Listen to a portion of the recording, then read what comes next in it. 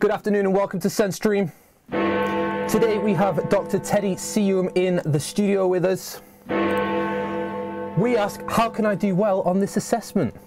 We take any last final advice ahead of the submission tomorrow. And we undertake a live Q&A session on the chat. Guys, stay tuned to find out more.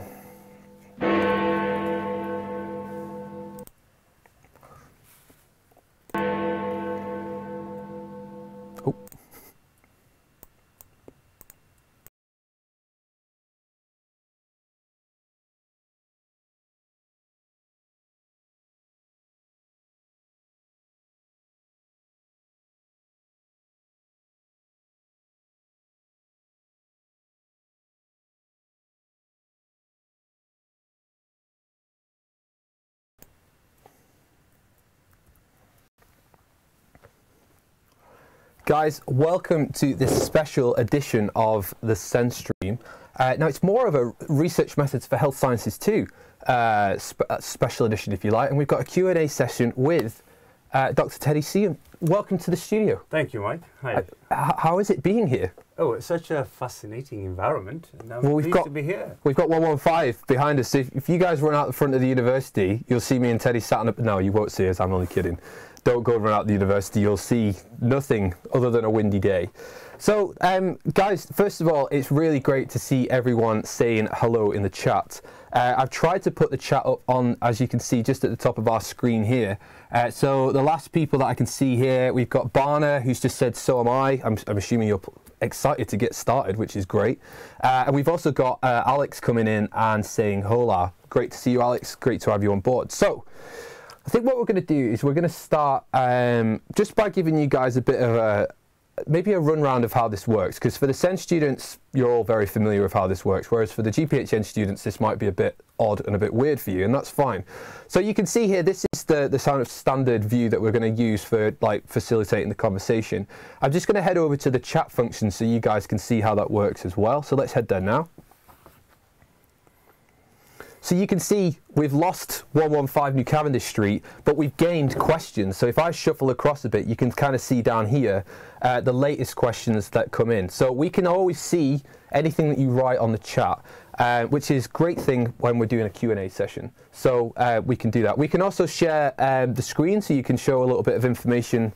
For example, the design study assessment criteria. So you can see here, we have this huge scientist above my head, but I can show you if we just pop, here we go, we've got some design study assessment criteria that we could potentially flick through as well. So we may flick between these different scenes just to kind of keep you guys involved and engaged. Now, at my SEN stream, folks, as always, if the stream is choppy or is not working, please do let us know, and I can try and do something about it.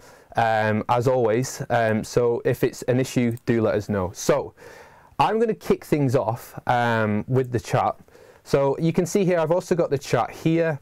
So we've got, I'm going to Love and Truth, I'm afraid, because I can't remember names for the whole list. So if you sign in as your university account, we'll be able to tell who you are. But this should have won the NIP presentations. Damn straight it should have won the NIP presentations, so there we are. Alex, thank you for letting me know the stream is silky smooth. Again, I'm not sure how many people are watching us. Again, if anyone could let us know in the chat. You guys have got the viewer statistics. Ted snuck in there, by the way. Good morning, Ted. Oh, good afternoon, should I say.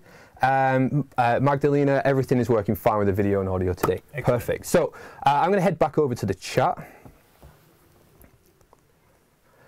Excellent. So, just as a heads up as well, guys, the longer the stream goes on, the more of a delay there's going to be between what we say and the questions that you post. So it's usually around about 15 to 20 seconds from something that we say to being able to actually answer on the stream type thing. So we've got a few more people. Jamila, good afternoon. And Josh, 21 viewers watching. Excellent.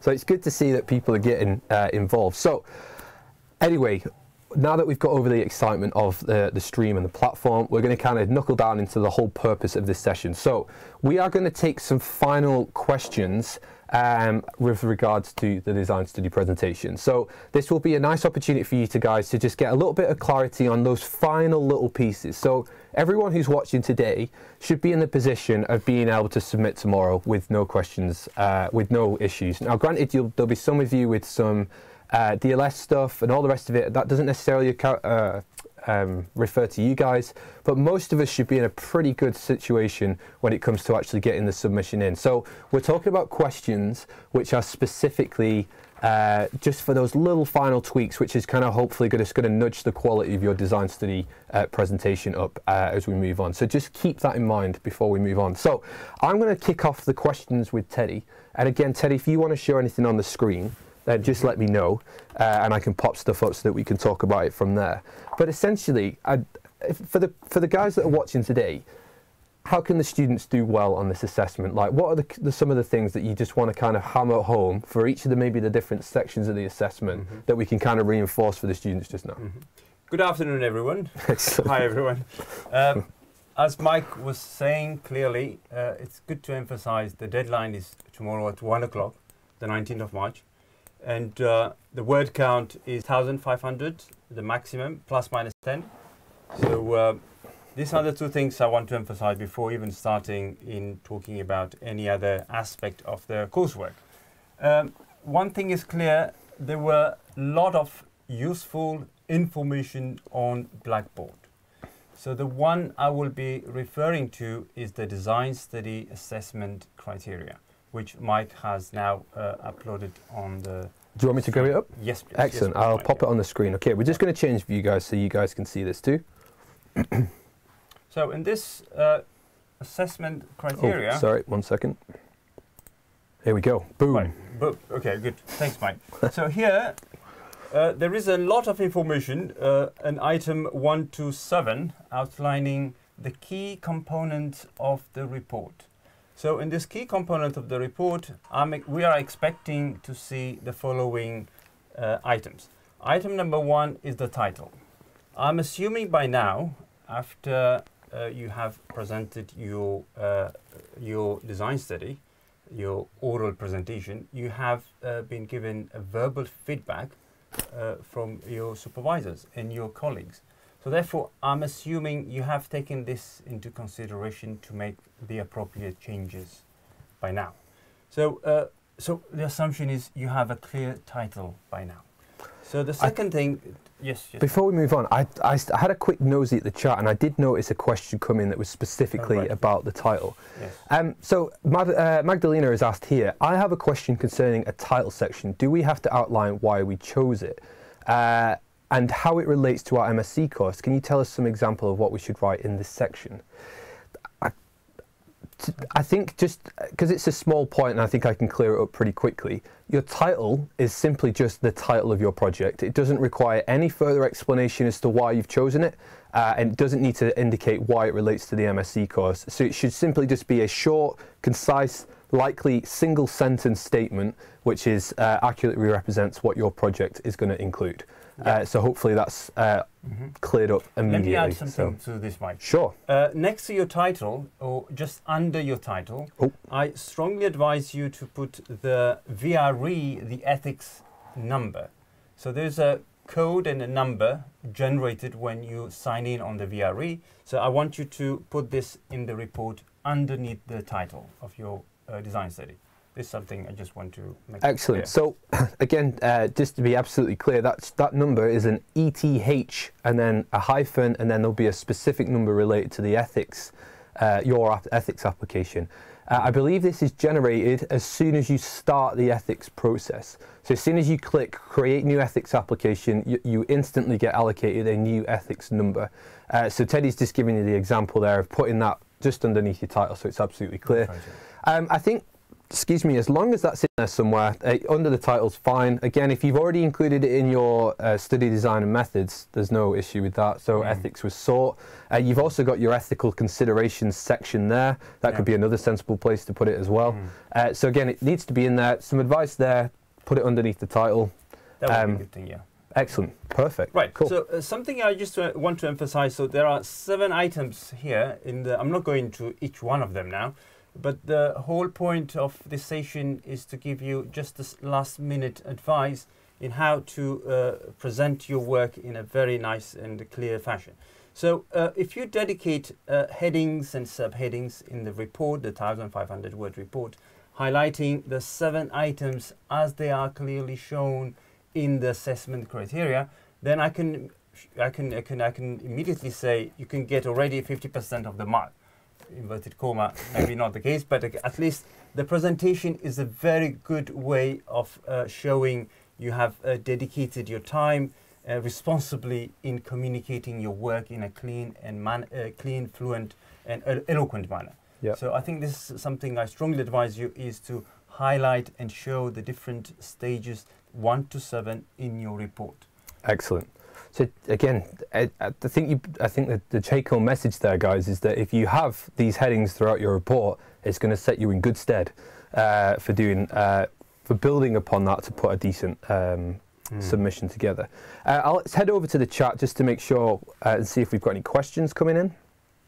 I'm going to open this up for me and you, Teddy, so we can actually see it. Right. Okay, we've got one from Marcello.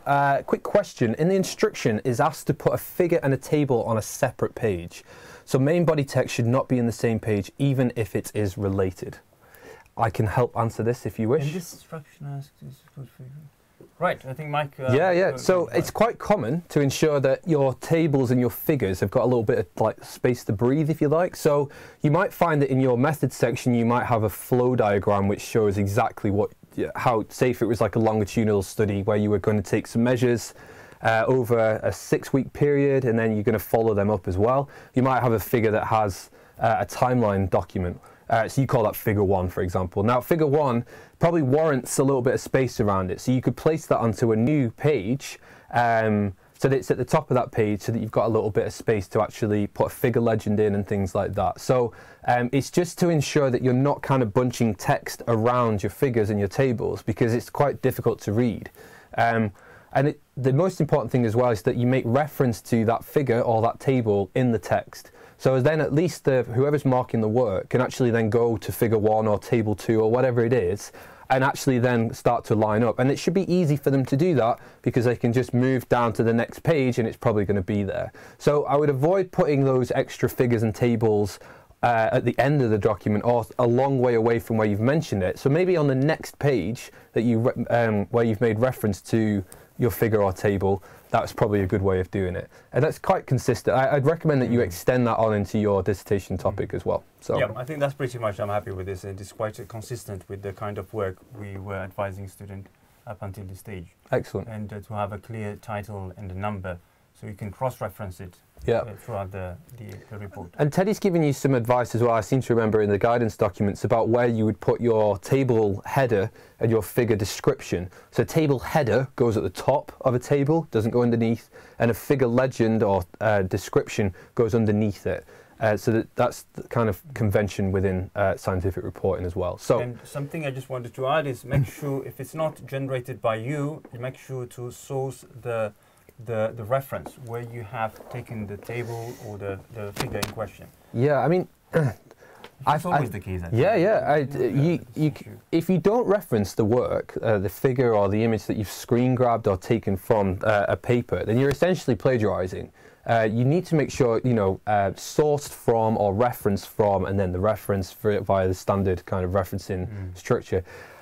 If it's not a complicated figure, best practice is you redraw it. Then you can state redrawn from CU Metal 2015, whatever type thing. And then at least you've got some intellectual claim to that being your own work. So you're kind of borrowing the ideas and the context. But I can appreciate that there are some times, say for example, if you were doing like a molecular signaling diagram, which may be specific to some of you, it'd be really complicated. It'd take you a lot of time to do that. So particularly for your design study, it may be not so much of an issue. So let's move it on. There's got a lot of questions coming in, Teddy. So for Jamila, I have a question too. I've actually already submitted, but after I had submitted, it said my similarity was very high. Apparently it counted the references too, and it's not possible to resubmit. Jamila, that will be dealt with on a case-by-case basis, so we'll just leave that there, likely by his supervisor, which is me. So if you've plagiarized, then we'll let you know. But if it's included your references section, we can make a bit of a sensible... We can also alter that following the submission, so you don't get too concerned I mean, if it's at 95%, let's be concerned. But, you know, we'll make a judgment as we go from there. So, love and truth. Can you give an example of what kind of difficulties we should be including? At first, I thought adding the risk assessment was part. Sorry, I'm talking about logistics and planning. I thought, okay. Do you want to pick up on this? I don't know if it's SEN students. Primarily, what I can think of a good example is if you're using the lab, for instance, or resources in the lab, or if you need some kind of a specific supervision, then it would be good to think a little bit earlier in making sure the right resources, the right equipment, or the right materials you need to do your research are available. If not available, then you have to speak to your supervisor, to the technician, and through your supervisor, I would imagine they can liaise with the technician to make sure these items are purchased and made available, even if it's calibrating machines. So that's the kind of thing you need to take into consideration. But Mike will put will give you more input on that. It can be good practice, I would say, if you've already got your risk assessments and a COSH form, for example. Yes, you are going to include those in your ethics application, but it can be good practice to put it as an appendices in your design study submission, because then it kind of gives you the credit and acknowledges the work that you've done ahead of schedule, which is great. You know, if your supervisor picks up that and sees, you know, I've done my risk assessment, got my COSH forms for whatever's in place, then at least it demonstrates that you've thought about that. And again, it's, you know, we're talking about, well, when you set your expectations for the assessment and what score you're going to get, there's the people who want to pass, who just want to make sure they meet the criteria, and that's great. And there's other people that want to excel and try and get those upper marks that that are on offer. And again, those types of things are going to differentiate, you know, passing and doing an excelling type thing. So hopefully that answers your question. Yeah. I would say love and truth. If that doesn't answer your question, just if you could provide a little bit more insight, then we can try and be a bit more specific. So. Let's move it on though. Alex has come in with a question with regards to existing ethical approval. So the study I'm working on has an existing ethical approval. Brad forwarded me an email saying that if this was the case, students were required to complete Part A and include the previous studies. Ethics code on the form, then return it to him. Just wanted to check all this was fine. That's fine if that's what Brad wants you to do. However, it is a requirement that if I would recommend that if your project warrants a Part B, that you should also be demonstrating that you are able to complete that section of the form. So I have a couple of students who are in the same position as you, Alex, that they have existing ethical approval, but they are required to fill in Part A, Part B, and some of the supplementary documents as well. Again, it's going to be down to your supervisor, but that's what I would officially recommend moving forward. So hopefully that gives you a little bit of clarity. Magdalena, is the Gantt chart required? It's indispensable. There we are. Question asked here. From the top. This is the only way you can demonstrate that you can achieve the work within the time frame, and the different tasks by listing them, showing them in the Gantt chart. So the Gantt chart, I'm sorry to say this, is indispensable. Yeah, I can only agree with that. When your supervisor is trying to assess feasibility, it's the easiest way for us to determine whether it's a realistic timescale that you're going to set your projects over. So just to give you an example of this, last year we had a student who put together a project proposal, and it was a really nice project.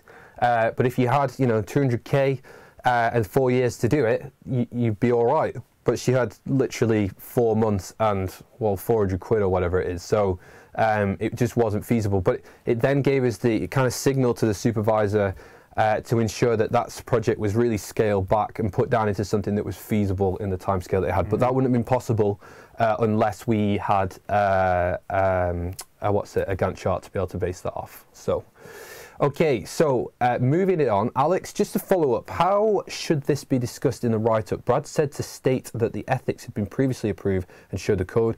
Would this be sufficient to gain the marks required? No, it wouldn't. So I'd probably have a chat with Brad, but you need to be able to demonstrate, Alex, that you've also thought about the ethical considerations. So if you think about the participants you're recruiting and the types of, either if you're doing exercise or if you're asking them to consume something, there's always ethical considerations around that. So you might have a short paragraph which demonstrates or describes exactly what those ethical considerations are, which obviously will have been expanded upon in the original ethics application, and also you will have touched on in your Part A, which hopefully you would append to your design study submission as well. So you can see that there's a little bit more stuff there that needs to be considered moving forwards. Again, Alex, do let me know if that provides a little bit of clarity, and hopefully, and I'm talking, like, again, we're talking about the small section, so we've got section 5 there, ethical considerations, any relevant health and safety precautions, etc. It's short sentences, like short paragraph, to just demonstrate that you've considered those topics. And the only reason I say that is just to ensure that you have considered those, and then when you put them into your design study submission, that they're all there and all accounted for, so it should be grand. From a regulatory perspective and a governance perspective to the university, you're covered by the original ethics application anyway, so no one's going to get in trouble for HTA stuff if you're collecting whole blood or anything like that, so you should be grand. So again, Alex, let me know in the chat if that's helpful or whatever, but yeah, hopefully that clears things up for you. Shouldn't be a huge change, if I'm honest. Again, if you already filled in your Part A, you should be able to just kind of consider some of the things that you put forward in that as well. So we're going to move it on now. Yep. Next question. Yep. So we've got Barna here. Hi, Barna. She's specifically referenced which section she's interested in. So study design and methods. Very good. Do we have to mention it's a qual/quant and the methods used, or do we have to mention if it is cross-sectional, RCT, case control, etc.? Very good question, Barna. And here, I think you have a 1,500 word limit. This is something maybe you can expand and reflect and expand in the dissertation, in the real dissertation. But for the design study, if you just give some hints or indications of the nature of the methodology in terms of qual and quant, that is already good. But if you do know what kind of approach you have taken in terms of if it's an RCT or cross-section or case control, then that's equally a good thing to emphasize. But my understanding, Bana, in your case, is a questionnaire. So the questionnaire needs to be explained briefly within the word count by taking into account 1,500 words, how it has been developed. That will be more than enough. But most importantly, for the method section, what I will emphasize to do is to explain how would you be analyzing the data. How are you collecting it, which is a good thing, but how are you analyzing the data? The reason why we want to know how we will be analyzing is, do we have the facilities to analyze the data? Collecting data is good, but if you don't know how to analyze it, if you don't have the ways and methods and resources to analyze it, then it puts a lot of limitation in the quality of the work. So more information is provided, understandably, in the design study instruction, which is available on BB. But if you need to come and see me as your supervisor, I'm always available, as you know. But just a thing I want to emphasize in this section is sampling, important, sample size, very important, and how are you analyzing the data is exceptionally important. If you have some indication in terms of if it's an RCT, case control, or cross-section, briefly, just few words, one sentence, this is more than, it would just be enough to reflect this aspect here. Mike, if you want to add anything. Yeah, man, you've taken my head off there, I tell you, jeez.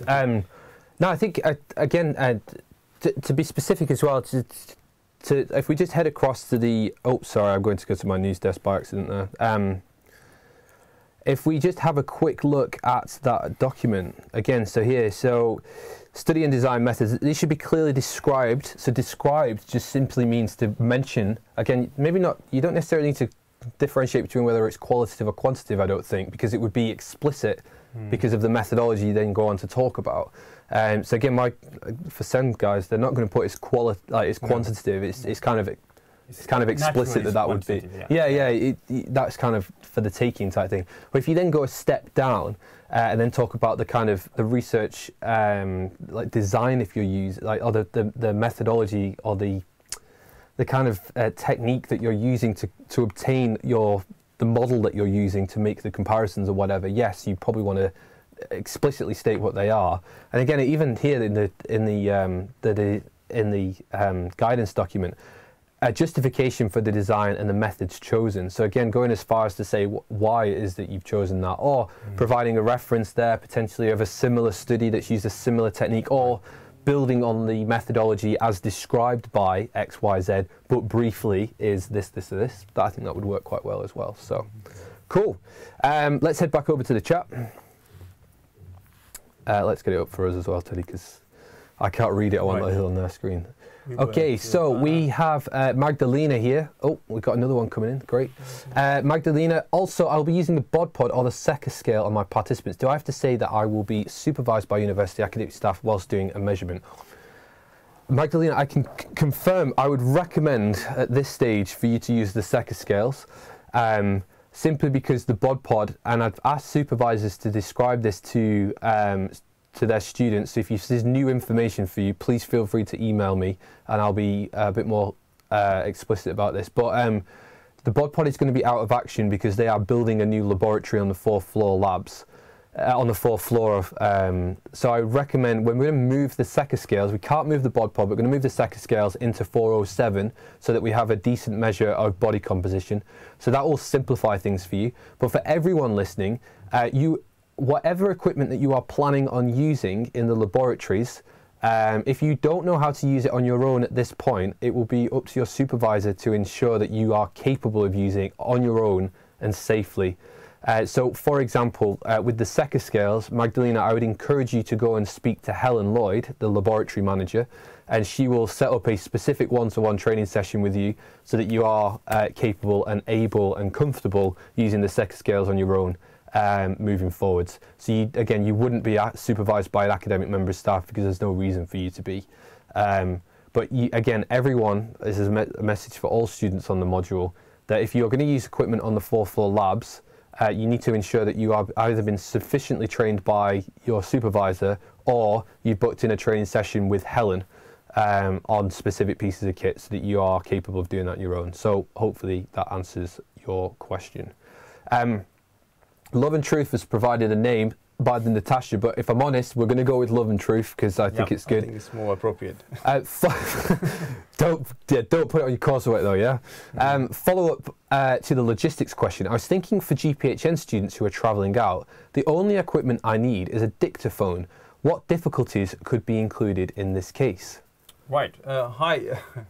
Very good question. Well, this is the spirit and the philosophy of doing the design studies to reflect this kind of issues. And it's a very good question again. So for this, I think Regina has already made available on Blackboard the step-by-step guide for those of you traveling abroad.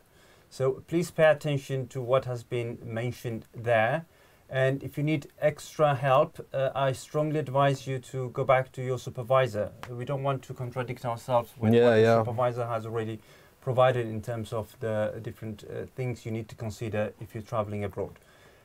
For the second question, for the dictaphone, I think, again, there will be a number of materials we will need to purchase or travel with.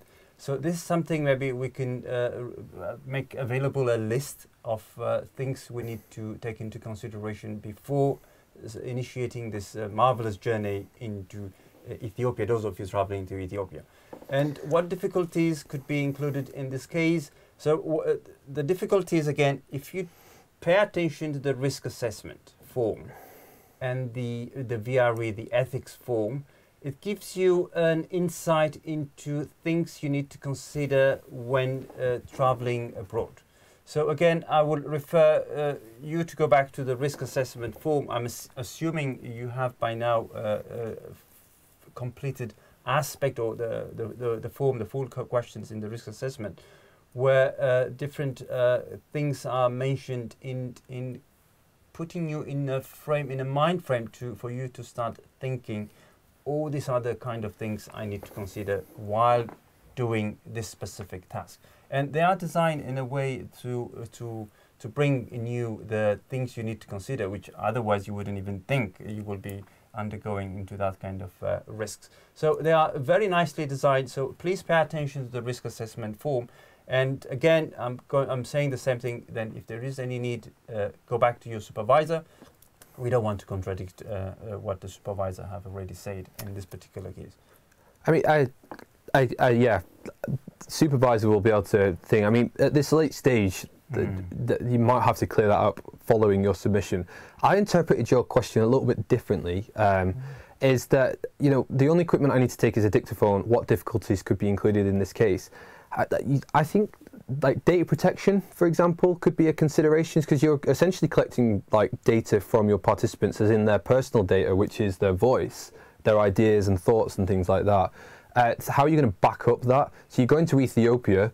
If you lose that, you ain't getting it back. So contingency is what I would say. How are you going to back it up, and how are you going to make sure that it's going to be safe for when you come and do the analysis on that? So if you use a dictaphone, are you going to scribe the session afterwards? Are you going to make a copy, a local copy? You're going to have an external hard drive which is encrypted, which I think is a requirement for the university. Things like that. So again, hopefully through both of our answers there, we've covered all the ground that we needed to.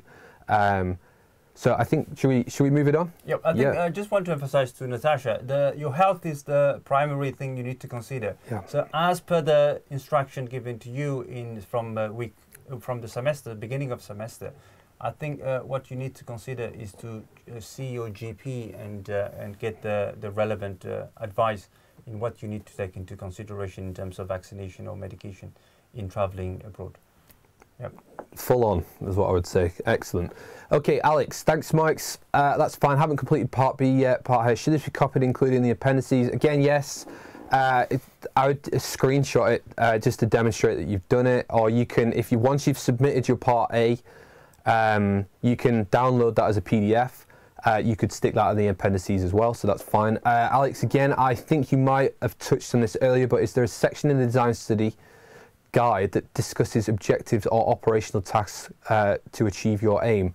I believe this was covered in a session by Liza earlier on in the semester. So have a look at the module timetable. There will be a session held by Liza which is on something like project proposals, something along those lines, which you can probably review the content of that session on Blackboard, just to be very clear about that.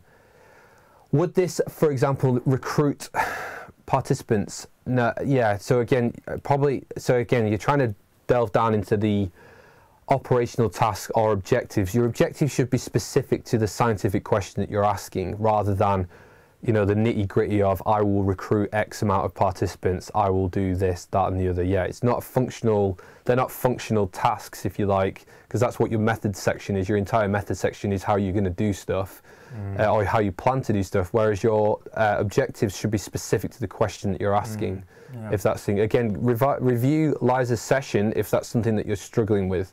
Let me add something on the objectives. This is the kind of thing I give to students. Is whatever you put in the objective, it's another way to say this is what you should be expecting in the results section. So whatever you will be measuring is the objective, and if you measure, then for this kind of exercise, your supervisor or whoever is marking is expecting a result, which should be put in the results section. So if you put this into nicely in a correlated fashion, whatever is in the objective, you should be you are expected to show a result in either in a graph or chart or whatever form it's result. Okay. Perfect. I'm just adding a little. It's kind of forcing you to kind of project out a little bit and think, well, what is going to be the organisational structure of my particular project? And again, if you're already having to project forward to what results you're going to be presenting, then again, you'd have a clear idea of how you're going to analyse those results, the appropriate study design that you're going to use. So you can kind of see that all the pieces suddenly then start to fit together.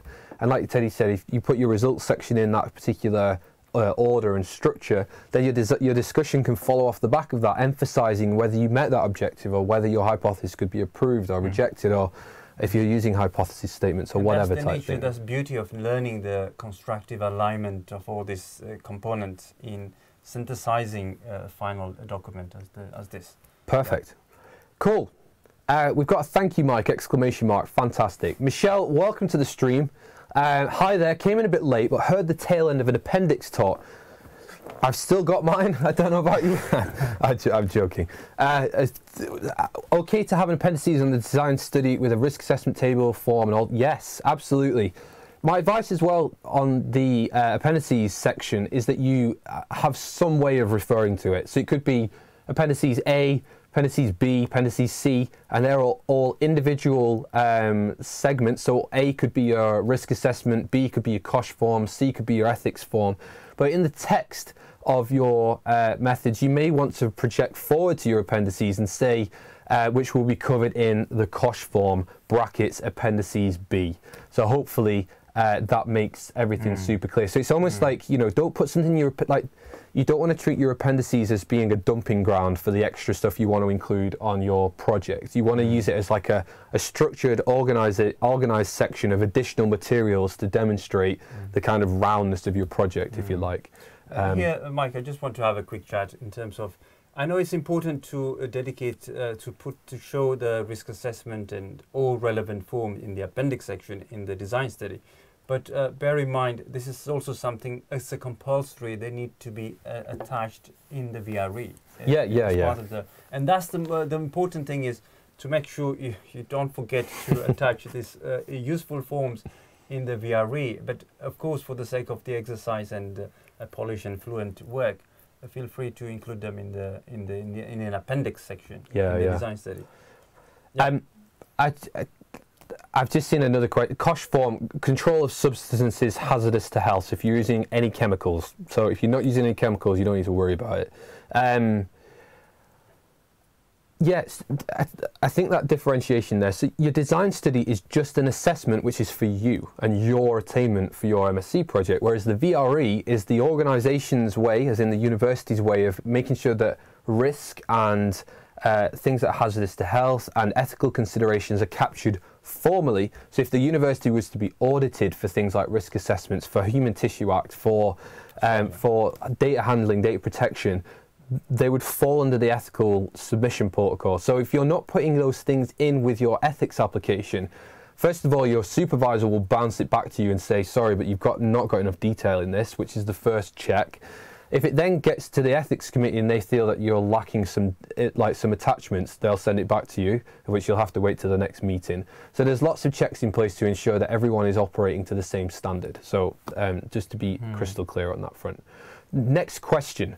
Antonia, how should I attach my Gantt chart? It's too big to take in one screenshot. Do it in 2 screenshots, resize it in PowerPoint and align them together, group objects, save as picture.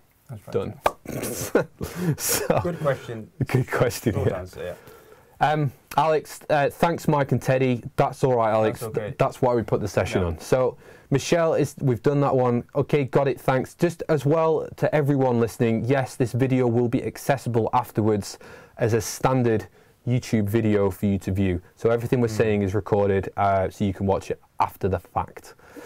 Vicky, doing a sneaky at work. If my ethics application is already fully submitted and approved by my supervisor, should I still be attached with the attachments, which he has already seen?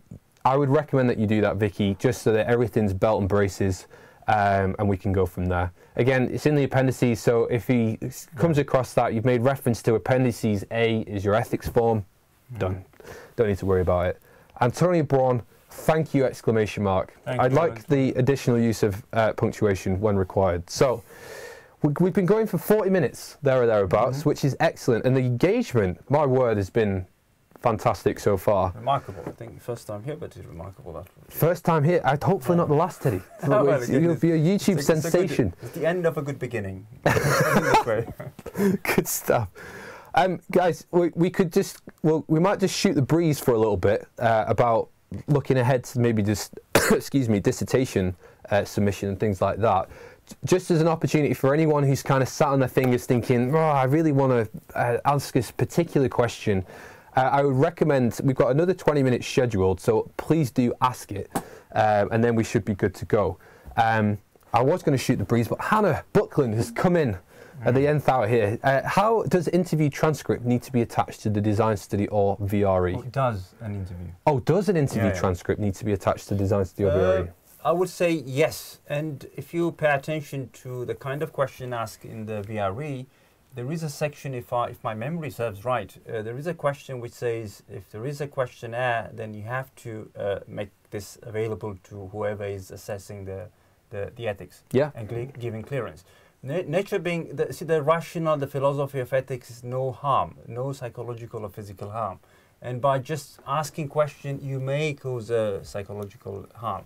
So whoever is assessing and approving the committee, the ethics committee here, they have to make sure those questions are not causing any harm.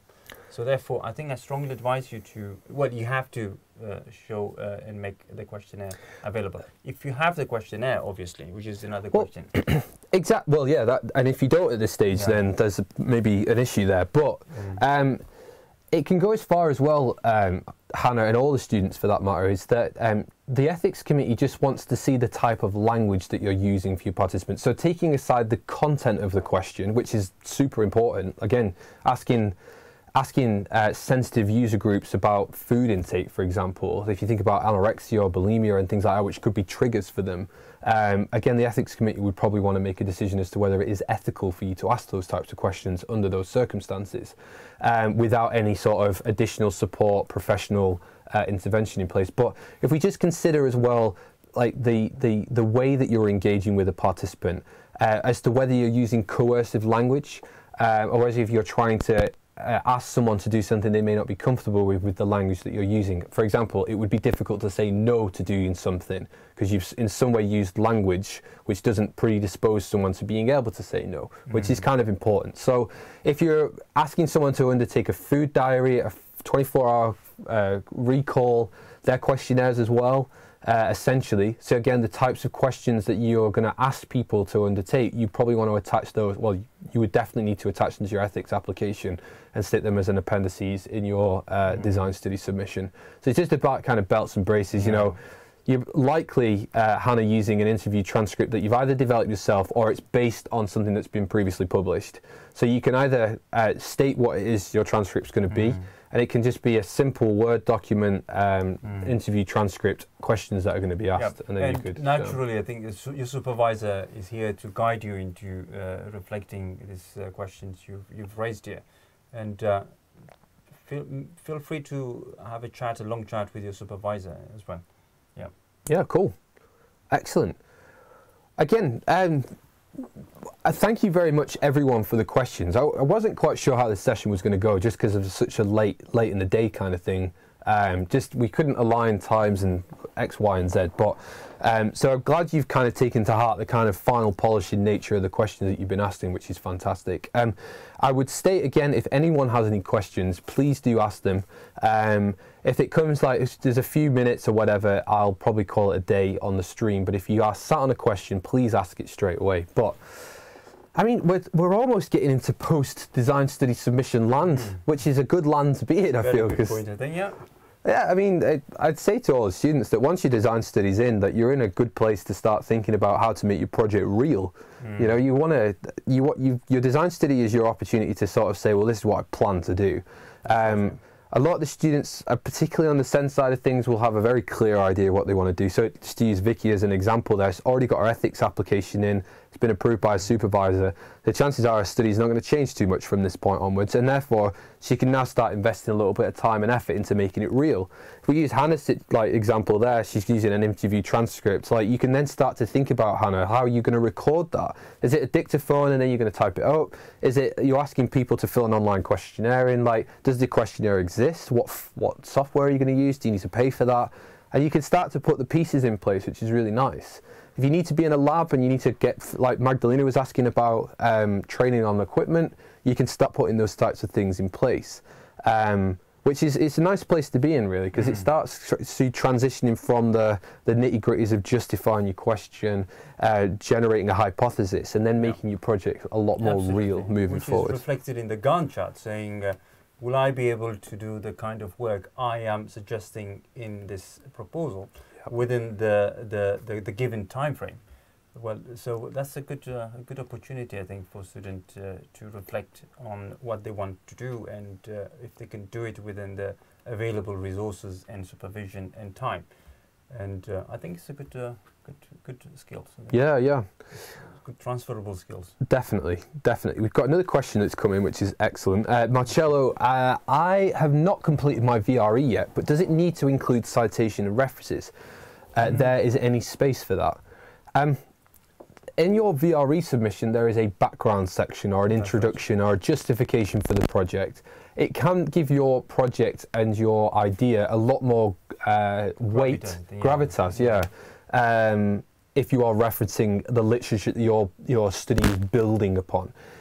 I used to sit on the ethics committee when it was at a faculty level. It's now at a college level, which they've deemed me a mere minion in that regard. So that's fine, I get it. But at the same time, like, if I was to receive an ethics application and the scientific rationale had no scientific studies in it, I'd be a bit skeptical as to how that idea has been generated. And also, it doesn't give the reviewer any opportunity to actually review the papers that you're citing. So I would recommend that you do. And at the end of it, you can either just put in the surname and the year, and if you are selective with your references, you can probably get them in the bottom section of your application as you move by.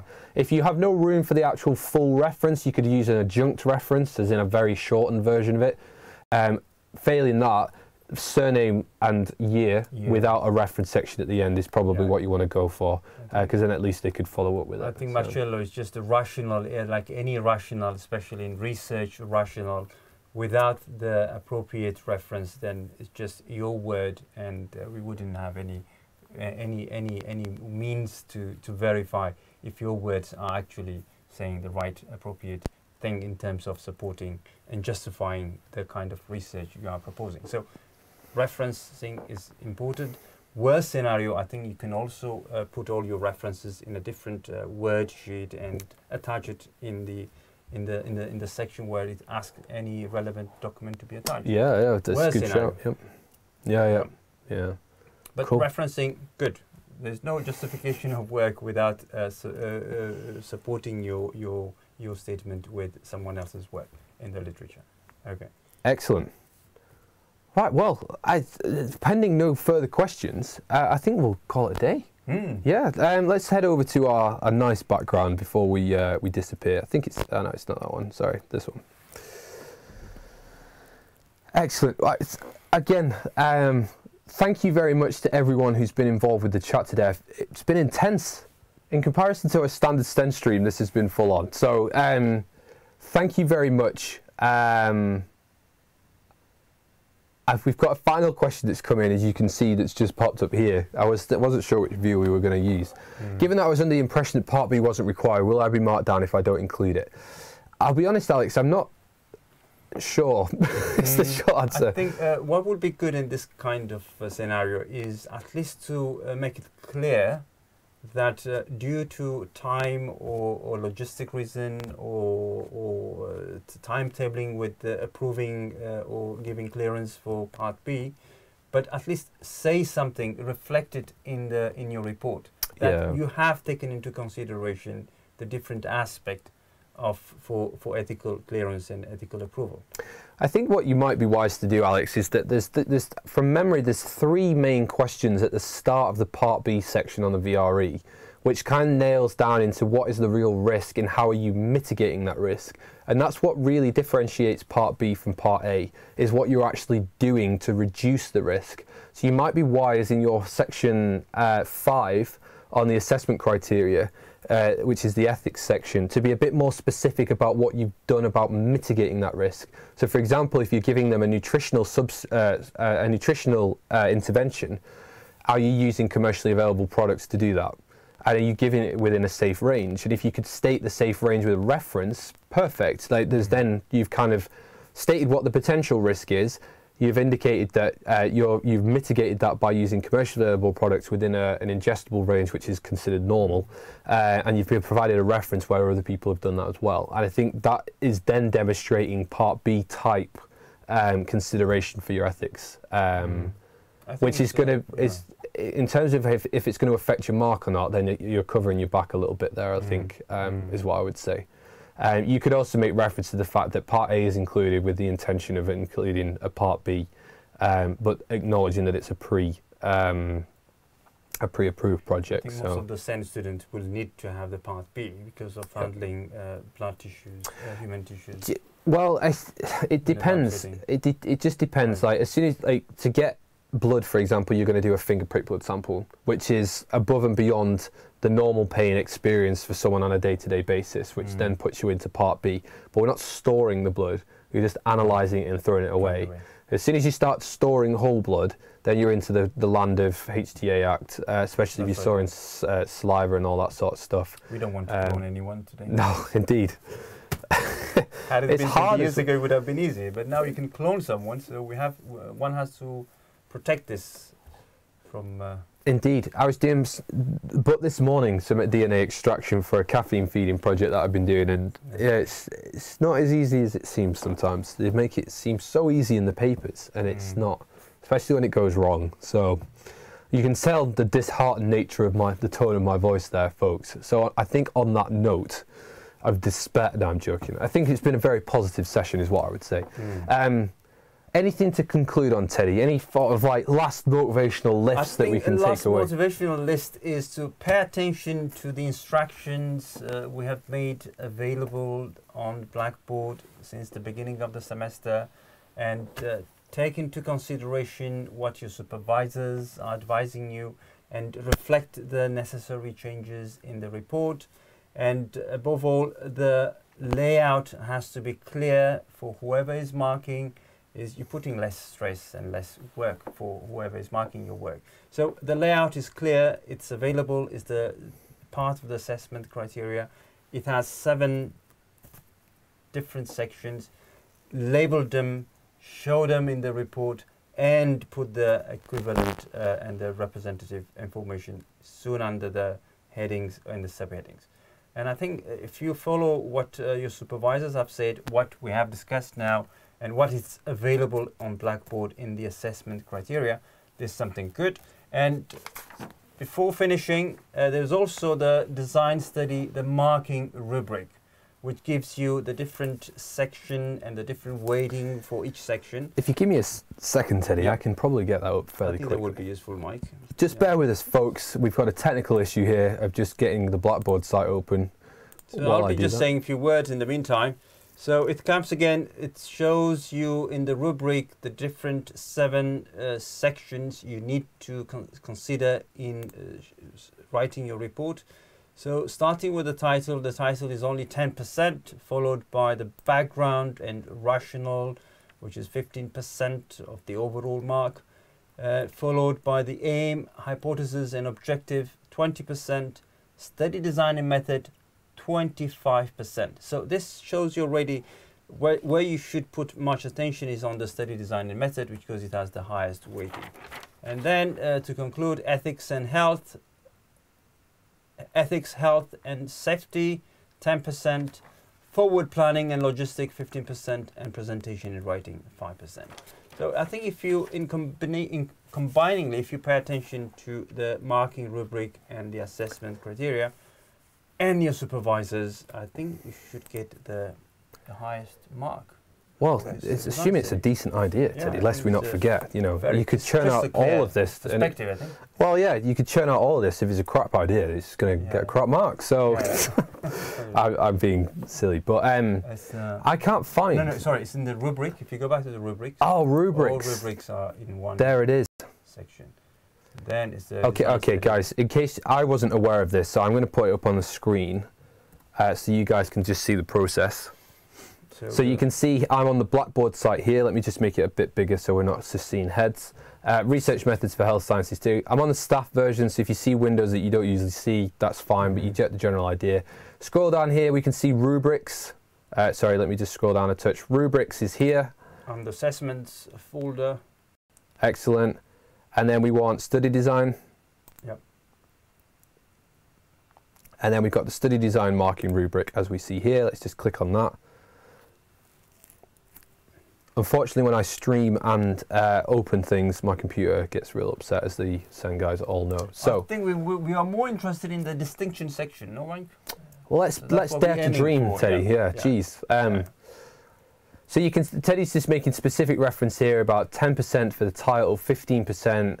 Again, where you're going to like, it's a good strategy to make sure that you emphasize the efforts. That an entire 50% of your marks, more or less 45%, is going to come from your aims, hypothesis, and objectives, and your study design and methods.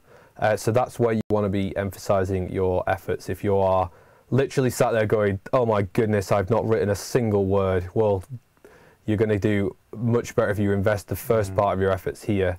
And then you've got your background and rationale, and then you've got logistics and forward planning moving forward. Again, that's kind of gaming it a little bit, but that's where the weighting of the marks is, and where you want to focus your efforts. From a marker perspective, what we are more interested is in it has to be comprehensive, coherent, polished, and fluent to score the highest. Indeed. Grade, to get well, the aim and ambition is to have a distinction in your work. You're putting a lot of effort and a lot of time, so make sure whatever you do is comprehensive, coherent, polished, and fluent.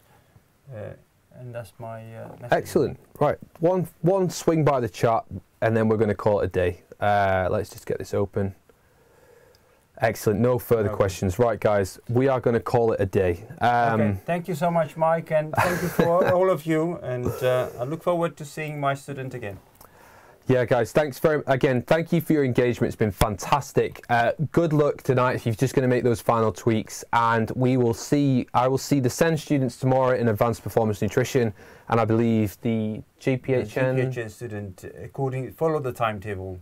There we are. They have a very busy schedule for this week. Excellent. Cool. Thanks very much, guys. Take it easy. Take it easy. Bye-bye. Bye. Bye-bye.